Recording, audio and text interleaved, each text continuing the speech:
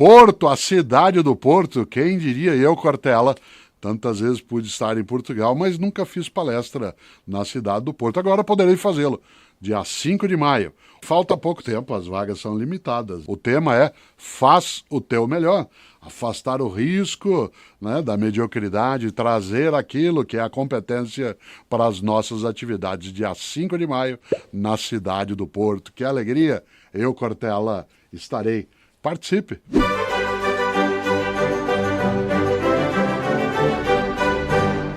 Em 1998, eu tinha 44 anos de idade. Eu fui assistir a um filme que talvez quem tem mais idade que tenha assistido, chamado O Resgate do Soldado Ryan.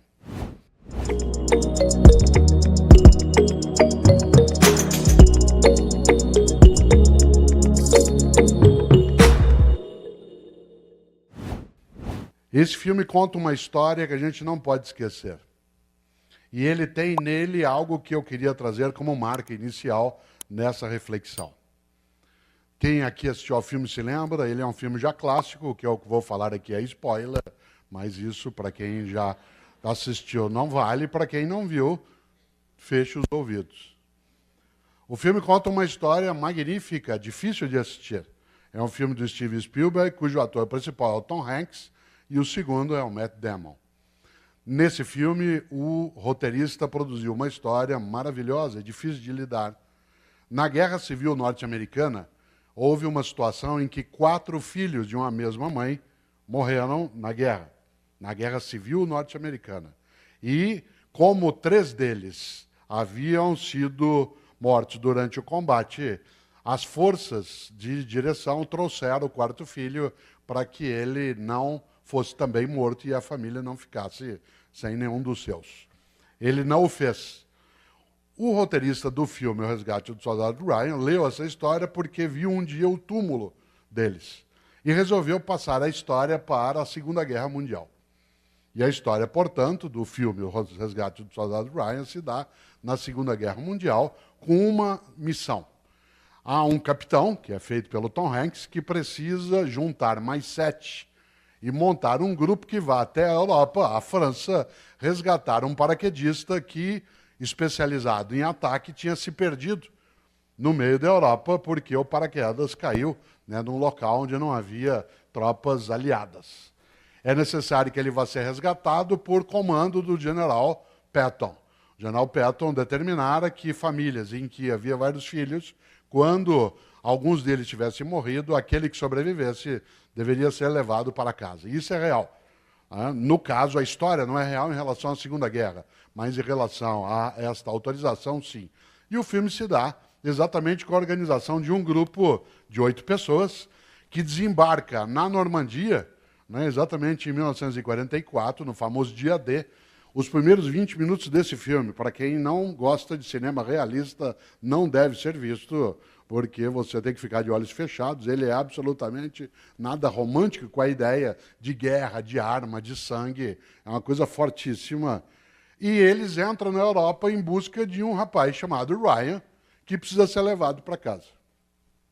Dá para você imaginar como a história se desenrola. Isto é, achar um paraquedista de uma tropa norte-americana perdido na Europa em meio a uma guerra, né, ainda mais sem aqueles meios digitais que o Pedro tanto aprecia, né, um pouco mais complicado. E é curioso, porque eles vão, pouco a pouco, vários deles vão morrendo para chegar até o soldado. E o encontram. E ele se recusa a ir para casa, ele não quer. Ele quer continuar em combate, ele acha que é um dever e uma missão dele continuar no combate. Mas vários morrem para que ele possa ser salvo. E uma cena inacreditável, dificílima de lidar, é a cena quase final, em que o capitão, feito pelo Tom Hanks, ele está morrendo, porque ele enfrenta um tanque dos nazistas. E ele perece exatamente nesse combate.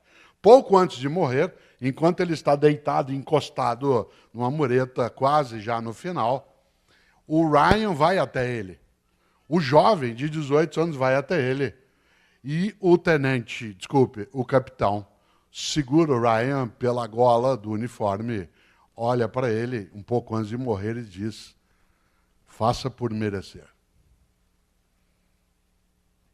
faça por merecer.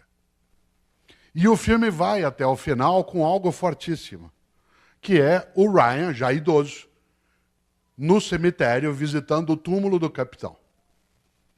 Enquanto ele está orando pelo capitão, a família dele está mais à distância, ele já bastante idoso, ele termina, ele dialoga com o capitão, agradecendo, claro, né, com o túmulo, faz continência e chama a esposa dele, que vem pouco a pouco, ele segura na mão dela e pergunta: eu fiz por merecer?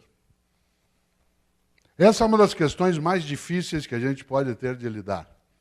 Quando esse título da reflexão aqui hoje é: se você não existisse, que falta faria? Em última instância, a grande pergunta é: fazemos por merecer? Por merecer a existência, a vida, esse mistério magnífico do qual nós participamos e não conhecemos toda a razão?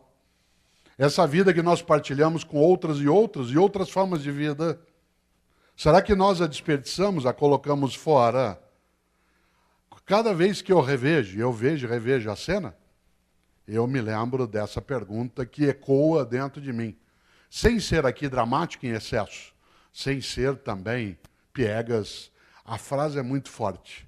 Se alguém grudasse na gola do meu casaco e tivesse morrido quase, como aconteceu, com vários outros, para que eu pudesse viver, e dissesse no último suspiro: faça por merecer.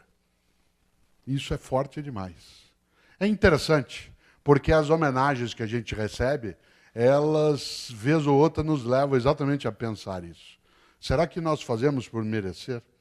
Merecer o quê? A amizade que partilhamos, a solidariedade que nos oferecem, a alegria que a gente pode ter, os momentos também de fraternidade que se tem, aquilo que é para nós uma condição de existência que não necessariamente é colocada com outras e outros.